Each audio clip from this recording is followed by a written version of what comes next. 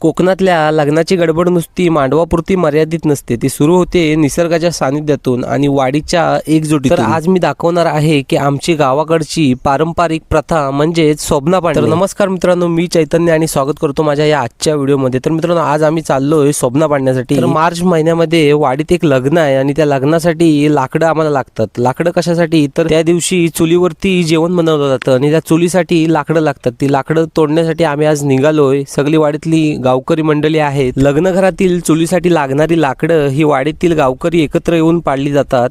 यालाच स्वप्ना पाडणे असं म्हटलं जातं।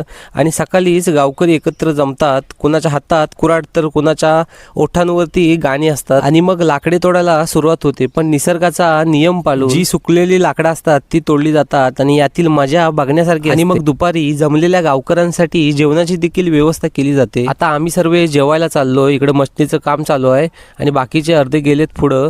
तर हातपाय धुवून मग आम्ही जेवायला बसणार। तर मित्रांनो, जेवणाची तयारी देखील महिला मंडळ करत असतात आणि या साईडला भाकऱ्या बनवण्याचं काम चालू आहे आणि संपूर्ण जेवणाची तयारी झालेली आहे। मित्रांनो, अशी गावाकडची पारंपरिक पद्धत आहे की स्वप्ना पाडतात कशी, तर या व्हिडिओतून तुम्ही नक्की बघा। आणि व्हिडिओ जर आवडत असेल तर व्हिडिओला नक्की लाईक करा। तर बागेमध्ये हातपाय धुण्याची व्यवस्था केली होती आणि मग नंतर आम्ही डायरेक्ट जेवायला बसलो। सध्याच्या काळात आपण इव्हेंट मॅनेजमेंटच्या मागे धावतोय, पण ही आमची प्रथा शिकवते की गाव करेल ते राव काय करेल। एकमेकांच्या कामाला धावून जाणं आणि निसर्ग नातं जपून ठेवणं हीच खरी कोकणची संस्कृती आहे। तर मित्रांनो, आजचा ब्लॉग कसा वाटला नक्की सांगा।